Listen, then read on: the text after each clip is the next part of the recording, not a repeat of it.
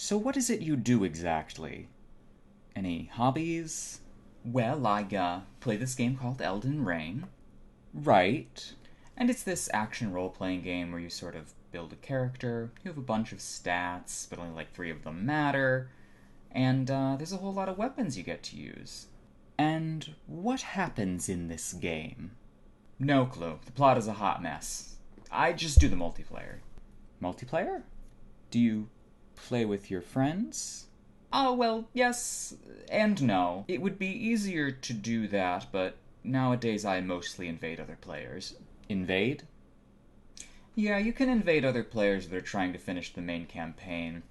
You can only invade players that are playing with their friends, so it's usually 2-on-1 or a 3-on-1 fight.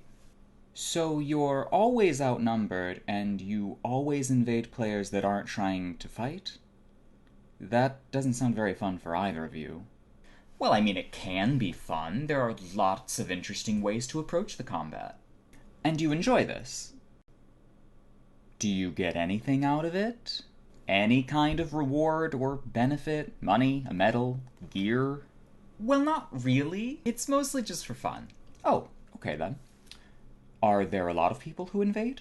Oh yes, there are dozens of us. This is the 2022 Game of the Year Elden Ring we're talking about, right? Yes. And of all the people who bought and play this game, there are only dozens or so of you who do this invading thing? I'm sure there are more than that, but I'm not entirely convinced that this is something you like to do, and instead is just something that you're used to doing. That's not entirely fair. I mean, not everything can be fun all the time. But it's a game you spend a lot of your time on, yeah? Wouldn't you want that to be fun? Why not play something else or do something else? Because I like it. Do you like it? Or is it the most recent incarnation of a mechanic stapled onto a game that doesn't support it? Hang on, you didn't even know what Elden Ring was a moment ago. Answer the goddamn question. Okay. I tend to dislike it more than I enjoy it. There we go. Are you happy now? I'm never happy. I'm you. Whatever, I'm over this. I didn't even have to come to this stupid scripted interview. Hold your horses. This video isn't over yet. God damn it. We have unfinished business here. What more could you possibly want? I want to hear you say it. What? I want to hear you say that you wasted 2,000 hours just to realize that you were piloting the dead corpse of a multiplayer mechanic in an attempt to recreate the joy of the past. Well, I'm not going to say that. But you want to. I might want to, but I won't. It would be a gross oversimplification of my emotions, and B, completely inaccurate. In fact, it's a goddamn miracle of game design that, despite these numerous, glaring flaws, the core of the gameplay is so strong that it supersedes them, becoming far greater than the sum and differences of its parts. I can only be critical of the game because I have spent such a long time loving it. Fine, then I'll settle for the next best thing. Take it apart. Take what apart? The whole thing. Take Invasions apart and tell me why you hate it. For the record, I don't hate Invasions. You do. But if I disliked the implementation of Invasions while still thinking them worthwhile to undertake, I think it would go something like this. I do not intend to be hyperbolic when I say that Elden Ring Invasions can be, perhaps, the worst player-versus-player interactions possible in modern gaming. I say this with full awareness that League of Legends exists. I say this with the knowledge that as you unpick the systems of any given multiplayer game, its flaws begin to become exaggerated and inflated in your mind, and that you can become perhaps the least reliable source of feedback for a developer, as the given player becomes poisoned by the game. I know all of these things, and I am still going to say that Demon's Souls did it better. Not off to a great start. I've already said like 3 inflammatory things. Anyway, in this video, I'm going to just lay out my gripes with the systems at hand, and as an added challenge, I will not be comparing Elden Ring to any previous From Software title from this point forward. However, that doesn't mean I won't be drawing comparisons to other multiplayer games with a similar invasion mechanic. I'm not even going to talk about the netcode or the latency. This is the end of my patience. I have reached it.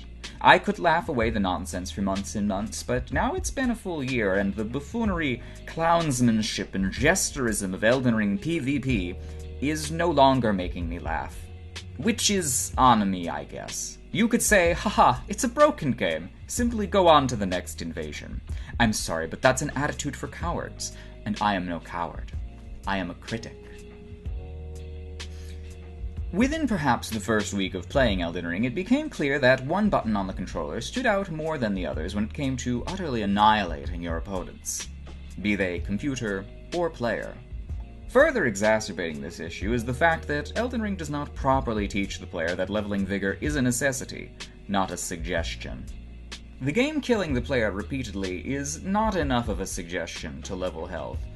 Incremental levels of health early on do not produce enough of an effect to be meaningful. You have to get past a certain threshold, and then you have to go even further beyond. Combine these, and new players often miss the point of the game entirely. They become thin shells, not wholly capable of exercising their will on the game or other players for more than a moment before they are eviscerated and sent back through the ether to the nearest site of grace or stake of America.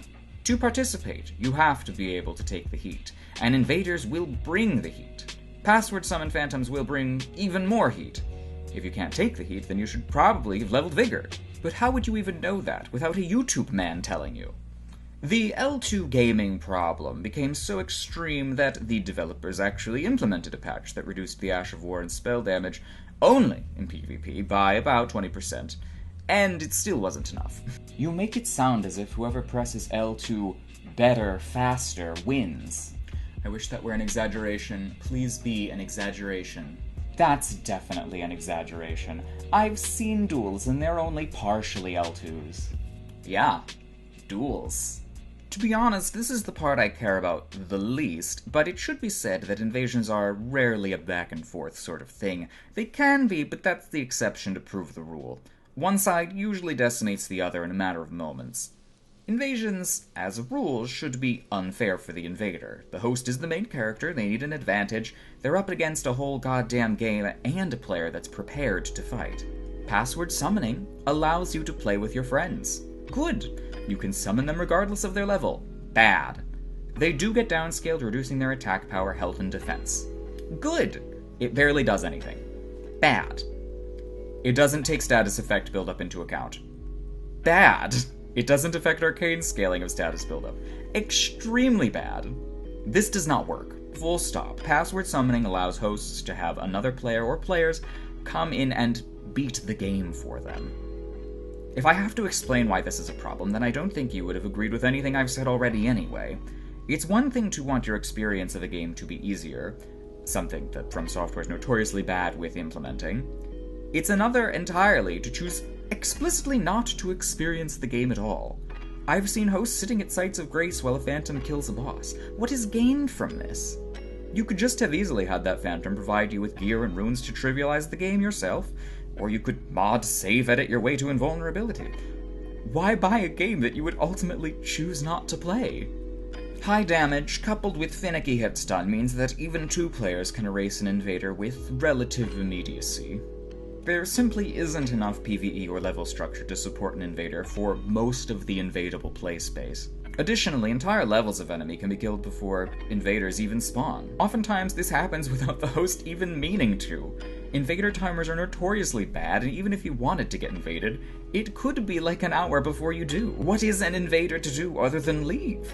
A dead level is not much of an invasion either. It's more of an extended execution, based on how long it takes the party to catch up to you, as you run towards a safety that does not exist. The game can't recognize when it's being abused. Getting chased by twin spears and twin lances across swaths of open space is an impossible task unless you have enough hyper armor and burst damage to effectively erase any semblance of interaction. And that's what a lot of Elden Ring boils down to, in the balance department. Attempting to ignore as many mechanics as possible, while denying your opponent even the chance to interact with them. Why parry when you could just do about the same amount of damage as a riposte with an Ash of War, and also have hyper armor? Why backstab? Why jumping attack? On second thought, disregard that one. That's why the balance is bad. Not because it's too hard, but because it's too basic. Which, by the by, is not the same as simple. There are very few true combos in Elden Ring, and those that do exist tend to push the damage problem even further than it already is. Lightning Slash will almost always combo into a light weapon R1, which, when buffed, deals extra lightning damage, putting most players one hit away from death. As if this wasn't bad enough, with the exception of mashing R1, most light weapon attacks don't inflict enough stun to be safe on hit versus other light weapons, and some medium weapons. You at best get out of a situation frame neutral. Straight swords are notorious for this problem. This is caused by something known as damage level, which is one of 4-ish categories of hit stun that a hitbox can inflict, with the exception of hard knockdown attacks.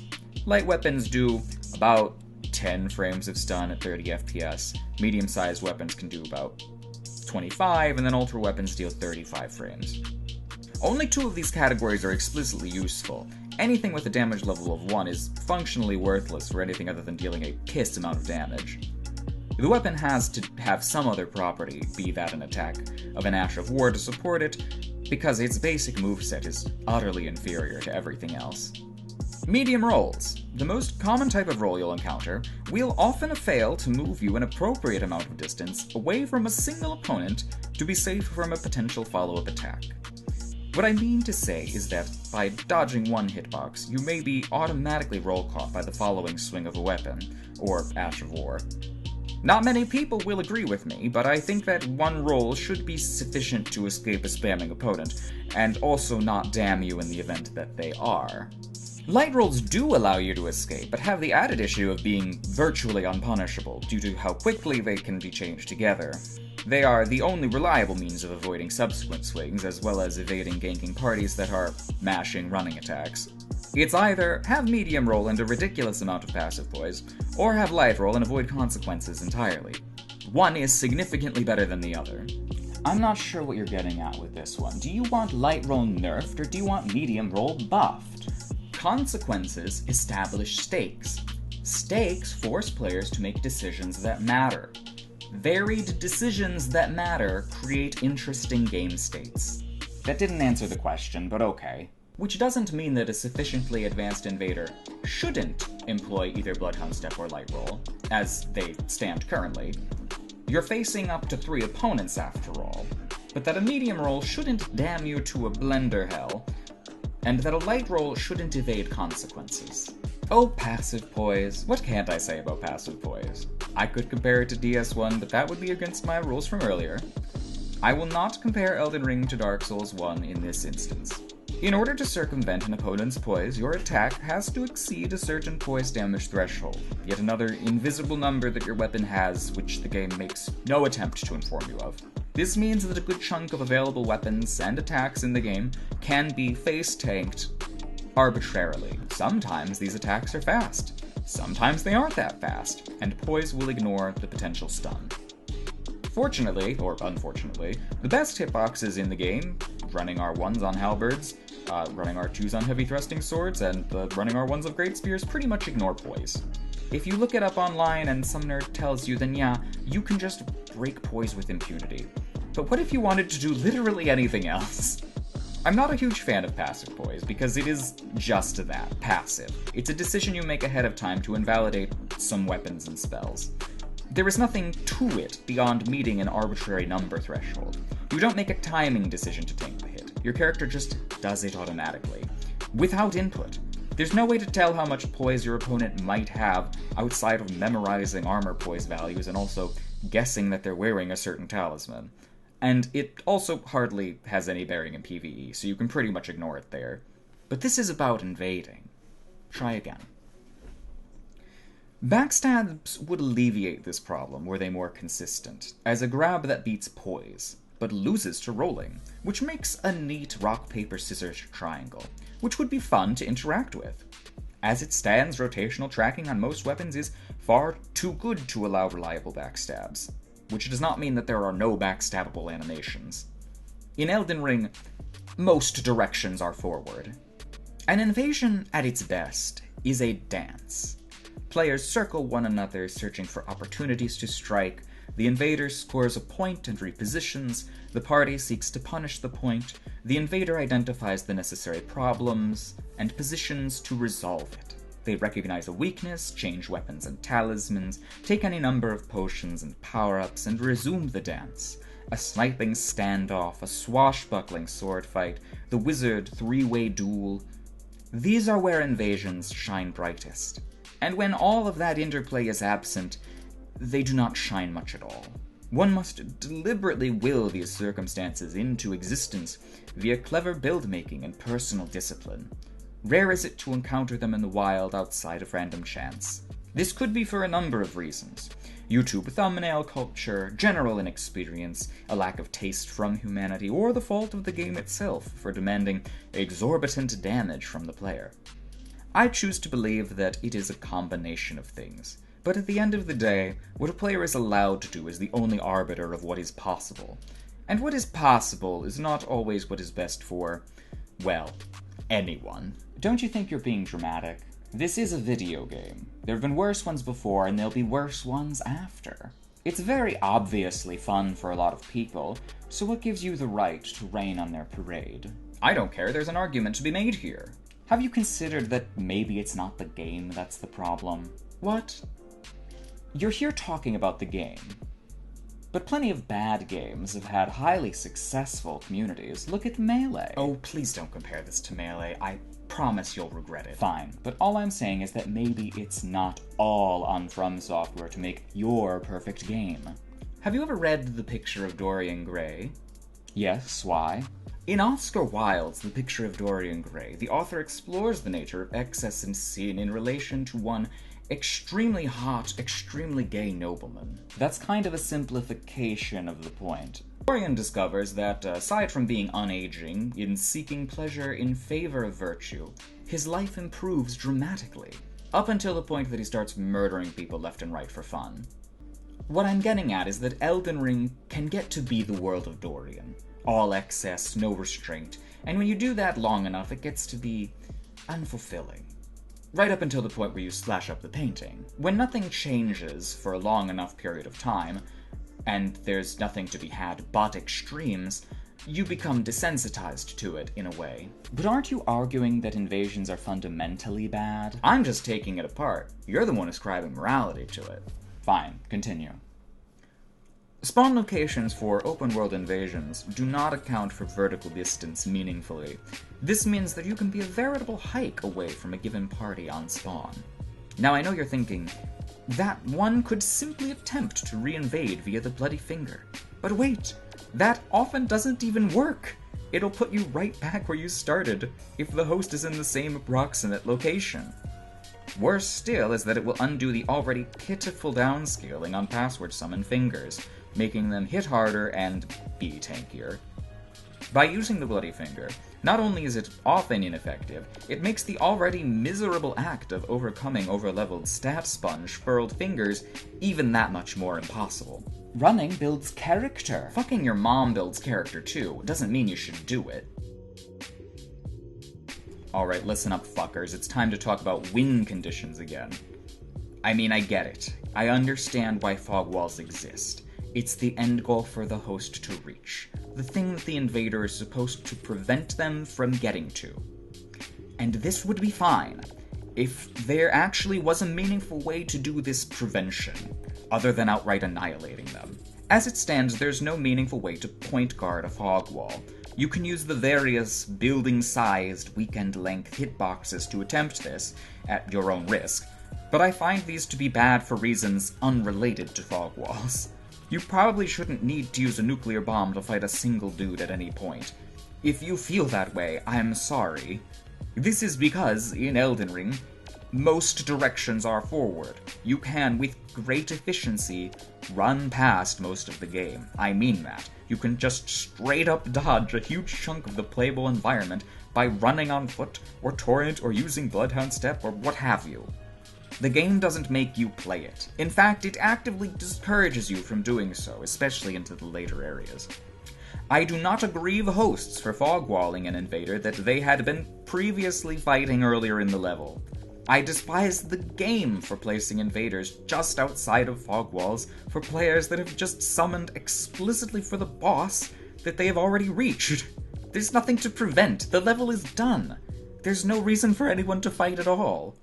When you show up in the host Fogwalls immediately, or has already begun the boss fight, the game has wasted your time. Time that you took out in good faith to play. And instead of an invasion, you get a good minute or two of nothing. Over and over, until eventually you just decide to ignore the near and far edition, and invade in Shifra or Leyndell or whatever. Why even bother at that point? Why bother attempting the invasion if there's a significant chance that the game will place you either too far away from a party or at the conclusion of a finished level? It's not an invasion anymore, it's just a waste of your time. Now, I do not believe that if a host is trying to summon for a boss right outside the fog wall that they should be forced to fight an invader right then and there. That would be silly. I think the game could do a better job of blocking these pre-boss fog areas from the near and far invasion pool. Deathloop's solution to the problem was to place a key that the host then had to retrieve in a different location from the level exit. Now, this solution would not translate well to Elden Ring at all, but to think that an entire game could be completely disregarded by running is difficult to stomach. After a while, why include an invasion mechanic if you're alright with players bypassing giant chunks of the game's challenge? It's alright to allow this against a computer, but to other players? Otherwise known as griefing or just plain cheating. It really is just that, abusing the systems of the game to become unreachable or nearly unreachable without a glitch or by cheating back yourself. Is that what we want? An exploit arms race? I certainly don't if it can be avoided. You shouldn't have to resort to hundreds of documents and videos of external tech to interact with a host. Out-of-bounds glitches are nothing new or special. They occur in all sorts of multiplayer games, but usually they get patched with a degree of immediacy. It's been a year, we don't have to make excuses anymore. You can just call this one bad and move on. And that's what I'll be doing right now. Killing an invader, or a host, or a phantom gives you a whole fat lot of nothing. Well, not exactly nothing. You get a pittance of runes and a rune arc if you invade, and a pittance of runes and a furrow-calling finger remedy as a host. Neither of which are particularly special or rare. Or even useful. Rune arcs require you to use a great rune, and one of those is insanely broken for a host, and the other is insanely average for an invader. The rest you can take or leave, but none of them are anything special aside from perhaps Millennia's, which you can get once most of the game is done, and then totally not carry it over into New Game Plus. Pointless. And for all calling finger remedies, the things you can craft from the flowers that are all over Limgrave, if you ever run out of those, you have a serious problem. I mean that. The game dumps them on you. You're practically swimming in calling finger remedies, even if you summon for every boss, every encounter, every open world section. You know, From Software did attempt to nerf this. Poorly, but they did attempt it. Dragonbreath is a symptom of a much larger problem in order to provide players with tools that make them feel powerful, and also affect larger pieces of the world. From Software added a number of spells in Ashes of War that do not need to be timed, spaced, or really thought about in any capacity at all outside of using them within the general zip code of a given enemy. Many of these remove decision-making entirely and instead relegate a predetermined, almost guaranteed amount of damage to a set chunk of focus points. I hate this.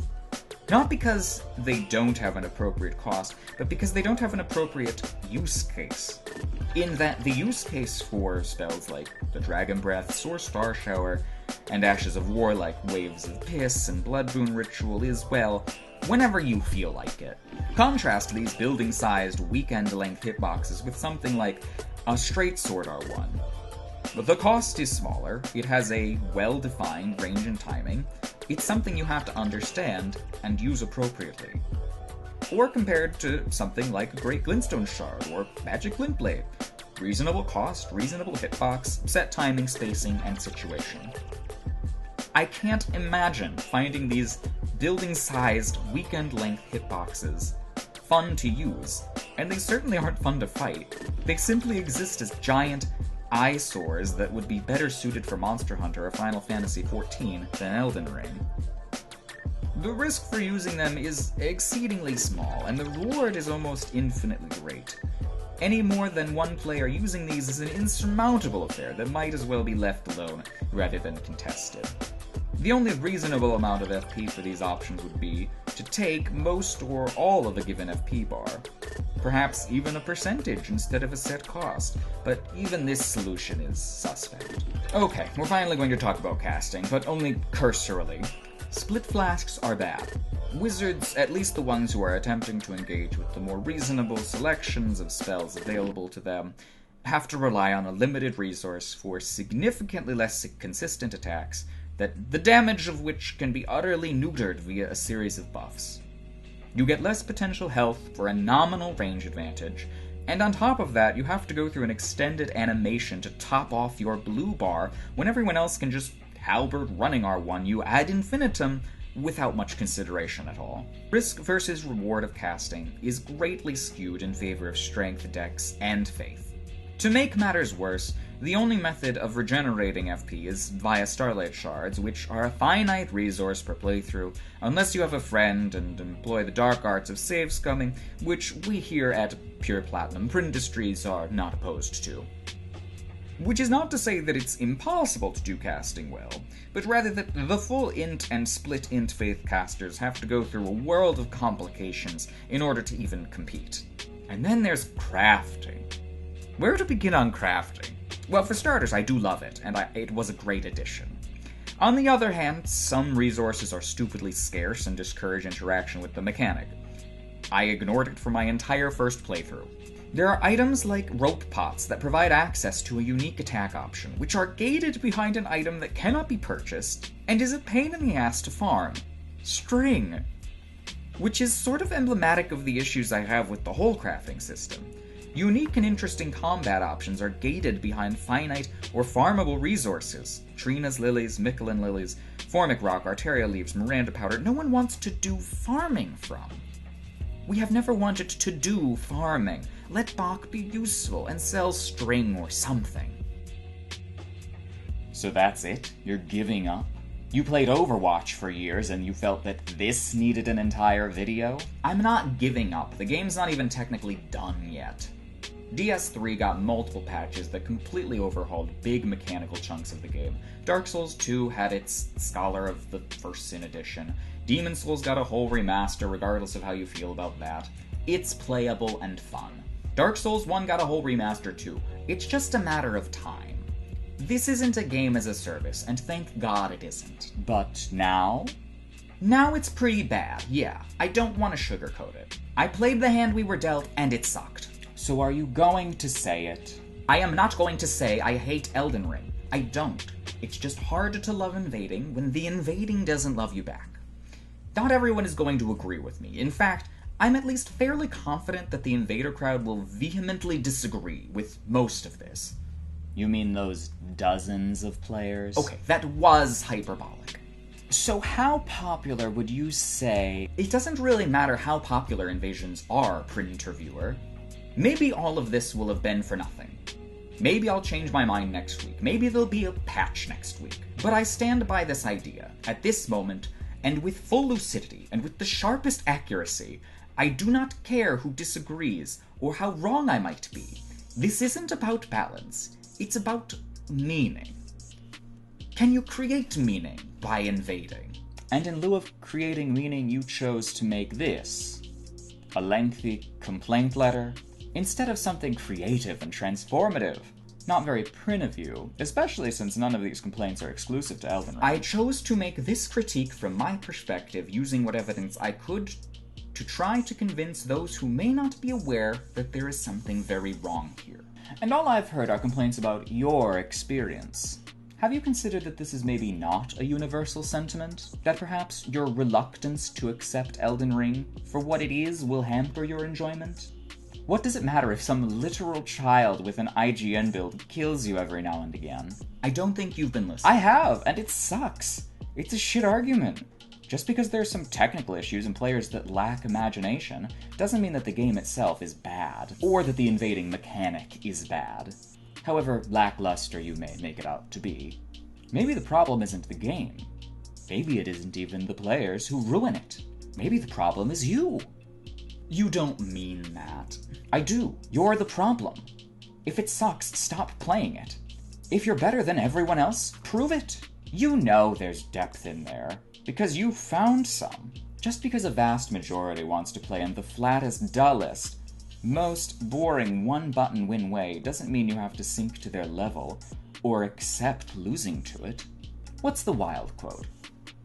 No artist desires to prove anything. Even things that are true can be proved. No artist has ethical sympathies. An ethical sympathy of an artist is an unpardonable mannerism of style. Go in there and demolish them. But now you have missed the point right back. I have no interest in engaging new players in a form of combat they cannot understand. And once again, that's on you. It can't be too hard and too easy. You're moving the goalposts. Which one is it? It's both!